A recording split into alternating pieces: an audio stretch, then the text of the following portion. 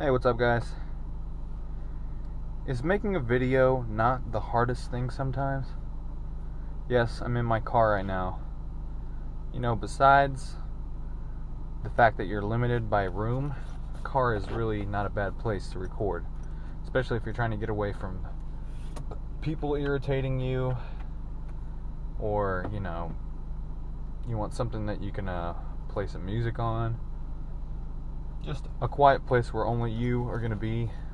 Car's a good place. You got sunlight comes in from all four corners. Anyways, yeah, I'm recording in my car. This is how I started out on YouTube, actually. But today, I'm going to be showing you this. I did an unboxing of this knife, the BBR1 by designer Bastinellie. I didn't get too detailed about it because I figured I'd do that in an actual review. So I'm using the retreating sunlight because sunlight is the best light. And right before the sun, or as the sun is rising and as it's setting, is the golden hour for lighting. So this knife, the designer, I know him as Bastinellie from Bastinellie Creations. He also has a YouTube channel, which I will link in the description.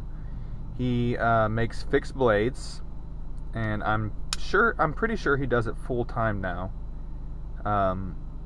But as far as I know, he was actually a firefighter. Correct me if I'm wrong, those of you who are in the know. A firefighter in France. And he just started out making fixed blades. He also reviews other, blades other than his own, but he makes really awesome fixed blades.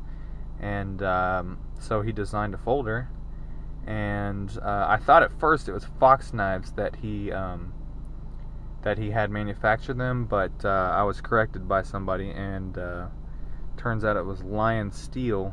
You can see there on the inside of this backspacer. Lion Steel is who manufactured this knife for him. Obviously, those of you who know about the rotoblock know that's I guess that's who holds the patent right now for this rotoblock. Ingenious little design there. It's just like the Hess folder, same thing, same manufacturer and whatnot. So, lucky that he was able to get with that company and use their patented design there. But the rest of it is unique to him and the other designer, MonsieurFromLondon, who also has a YouTube channel that I'll link in the description. I believe this symbol is MonsieurFromLondon, and then this one is Basta, but I'm not perfectly sure on that. And that's on this uniquely designed, I guess you can call this a drop point Tonto blade with a D2 steel and a very good coating. Not from personal experience, but I saw a video of them, testing the coating and how durable it was, and apparently it's really good. I'm not usually a fan of coated blades, but I think it kind of goes with the motif of this knife, which is obviously a tactical one. Hey, look at that, it matches with my sweet sunglasses. I got these today at Urban Outfitters. Yeah, I'm such a hipster. Man, how could you pass up olive drab colored glasses, though? That's awesome. But yeah, sorry. The frame, stonewashed titanium, beautiful. Nice pocket clip. I'm guessing it's the same coating as the blade there. I always wondered how they made these kind of textures on the G10, and I never could tell on other G10s, but this super aggressive texture here, I'm fairly sure that the G10 is made with layers of woven fiberglass impregnated with an epoxy resin. So I'm thinking this right here is just a layer of the fiberglass, the woven fiberglass, that is basically just, coming through the epoxy, and they didn't, it's not epoxied over, so it's there on the surface, and it's an extremely grippy surface. You got screw construction. Obviously the screws are on this side and they go into these inserts here, which I think is a very classy look. It's just a flat, you know, flush screw there, or nut I guess in this case. Came with a tool in the little pouch that the knife came in. Here's a tool. I haven't used it obviously, but you can use this end right here to I suppose to go into this right here, to hold it while you're unscrewing this side, which is a let's see, it's a Torx bit, or a Torx screw, and then the other side is for the impact device right here, or the glass breaker. You can use it to, you know, as an impact device or glass breaker. Very substantial lanyard hole there. You could fit a, you know, your standard 550 cord and then some there if you wanted to. The hole right there, I'm not perfectly sure what that is.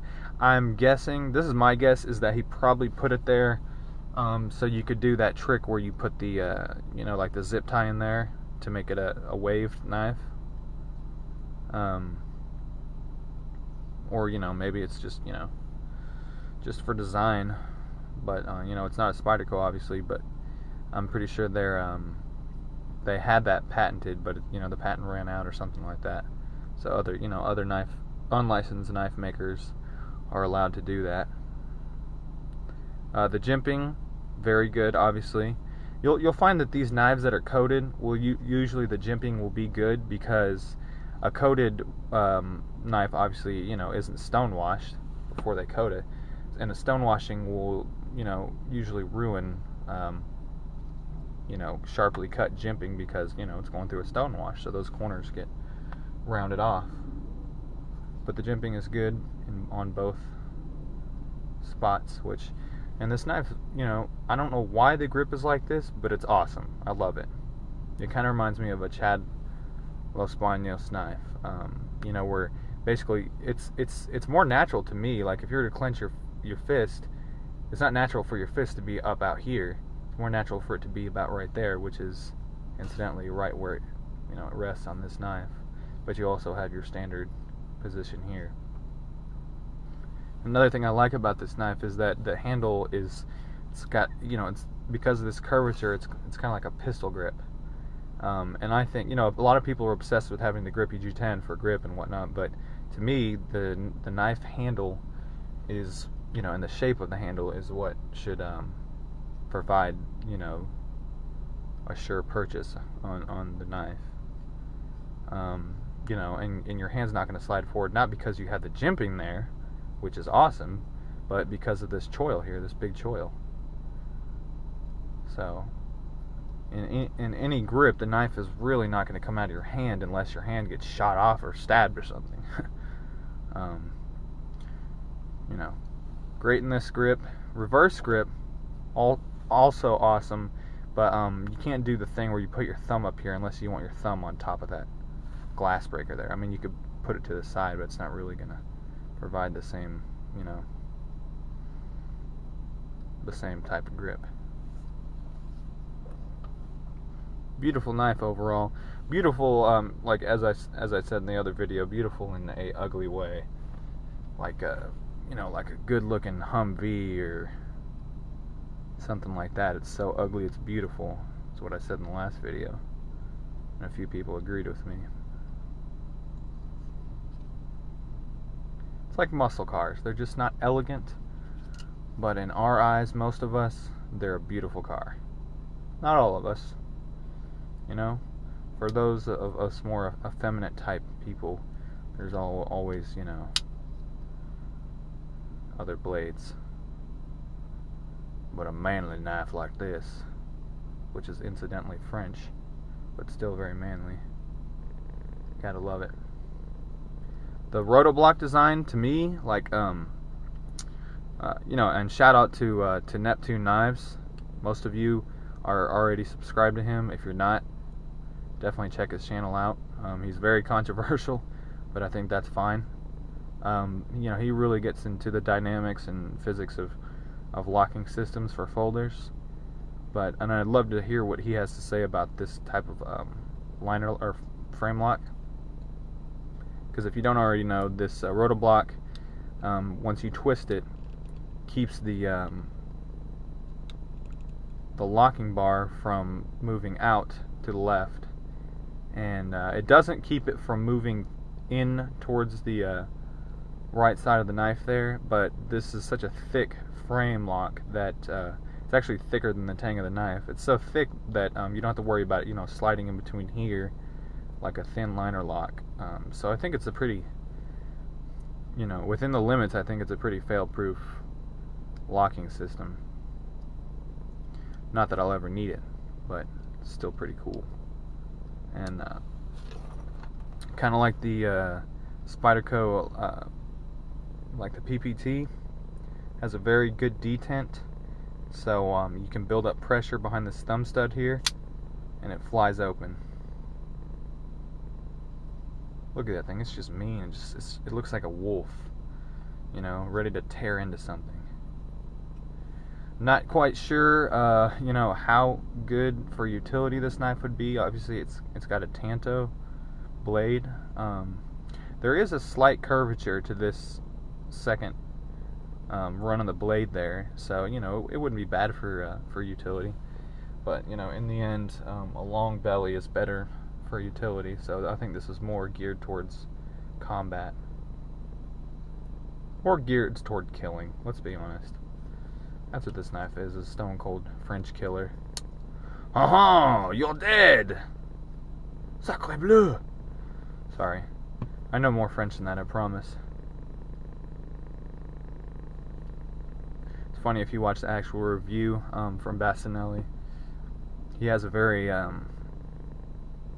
know, if there's a French drill sergeant, I imagine that's what he would sound like. He's like, Bonjour, aujourd'hui je vais présenter un couteau vraiment intéressant, blah blah blah blah. Just really, almost like a, you know, like a French news anchor. Really intense sounding French. I don't know, if you're not a French person, you can't really understand, you know, how the different French accents and way of speaking are. But I'm rambling, but that's okay. I like watching rambling videos, so if you don't want to watch me ramble, get out of here.